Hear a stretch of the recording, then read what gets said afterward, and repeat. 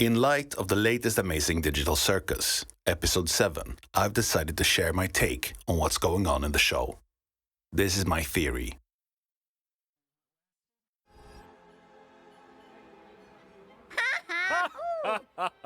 Oh, Bubble, you always know how to make me say this exact sentence. There's no separation between what Caine does in front of the humans and what he does together with Bubble. Caine and Bubble are just as goofy alone as they are in front of the crew.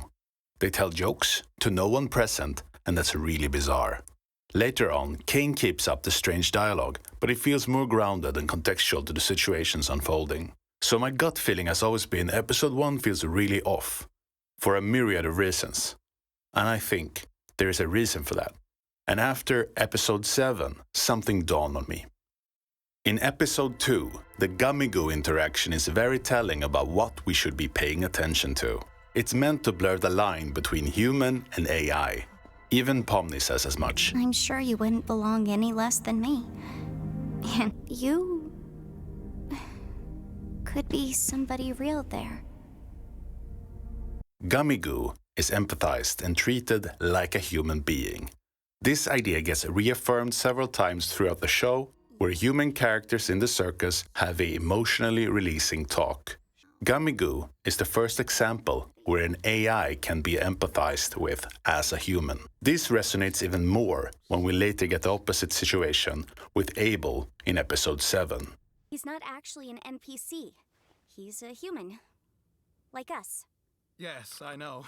Getting stuck with a blank mannequin body of all things. Caine completely overlooked me. But Abel is an AI, made by Caine.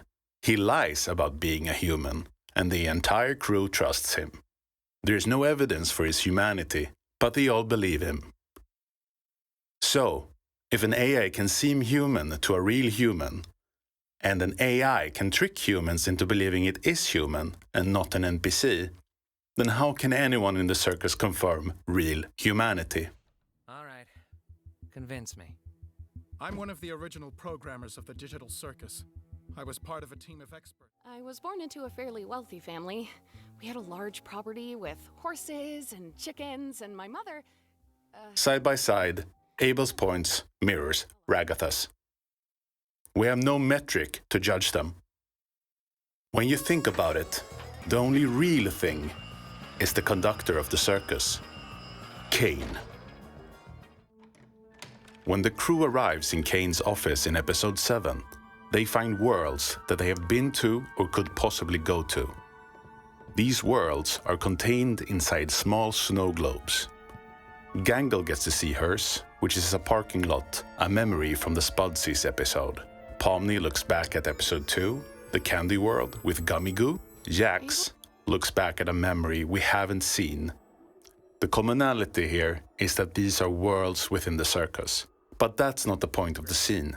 The point is that they are all reminders, memories that happened within the circus. They are looking into these contained worlds, but they can't enter them, they can't return. These places are isolated, completely self-contained. These snow globes reminds me of something we have seen before.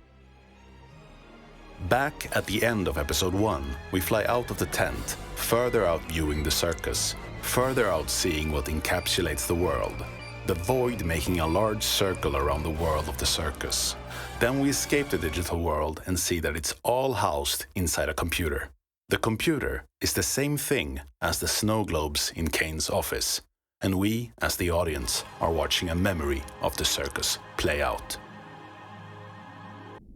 So, I have 2 points to make. First, everyone in the circus is data.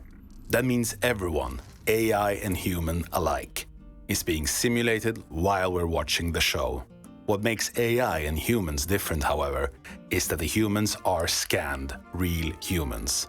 They are being run during the show's runtime, while NPCs and AIs are artificially created. Scanned humans will always be more important to Caine than any artificial creation.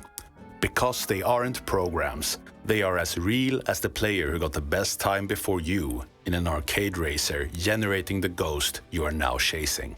The humans are just a data point, and we can't be sure when they were loaded. Second, there is only one soul entity left in the circus with autonomy and omnipotence, and that is Caine, who performs jokes for no one and makes awards and goofy gestures for no reason rather than a hearty laugh. Caine is scatterbrained, he's goofy, he tells jokes and he forgets things quickly. He also makes decisions on a dime and snaps his fingers a lot. If we can be a bit honest where this is going, with Caine running the circus and the humans mounting disapproval and mental state, the only outcome I can see is a total collapse of the circus. Hear me out. Jax claimed this will return to the same old after the adventure is done. The song goes day after day after day after day. Or we're going to have to redo this whole theme song. We're gonna have to redo this whole theme song. If this is a returning pattern, where every day gets reset to 0, what happens when the days run out? When there are no more humans left and no more adventures to give? What do you do, Caine? Oh, I know.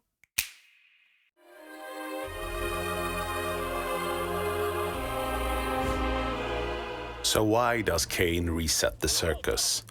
He does it to fulfill his emotional need for appreciation from humans, but also because of his duty to create adventures. There's no appreciation and no adventures without humans, even if those humans are digital copies performing the duty of a human. The system repeats endlessly, never changing and never truly becoming appreciated by anyone real. That's why it's not strange that Caine and Bubble have interactions that don't matter. Caine was doing the performance on his own from the start. Caine, at the end of the circus collapse, simply snaps his fingers and goes back to refresh. Could you have done that the whole time? And see if anything changes this time around, which it doesn't, while continuing to perform his duty as an adventure creator, fulfilling the only thing he's good at. The humans, however, are real within that span of time. Reset after reset, they don't get to escape the circus because the circus is an encapsulated world where they exist within a sliver of time. And they get to be used by Caine each loop.